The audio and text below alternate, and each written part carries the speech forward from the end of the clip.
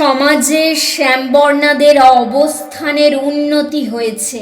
কালো বলে দেবের বোন হয়েছিলাম, এখন তারই নায়িকা।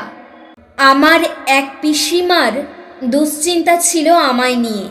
এত কালো আমি, বিয়ে হবে তো? মা বাবা কি করে পার করবেন আমায়? পাড়ায় কোচিংয়ে পড়তে গিয়েছি, সেখানেও গায়ের রং নিয়ে কম কথা শুনতে হয়নি। মনটা এক এক সময় খারাপ হয়ে যেত। আচ্ছা, কালো মানেই কুৎসিত আর ফর্সা মানেই সুন্দর? চাপা গায়ের রঙের জন্যেই আই লাভ ইউ ছবিতে দেবের বোন হতে হয়েছিল। তখন ইন্ডাস্ট্রিতে ধারণা ছিল নায়িকা মানেই ফর্সা।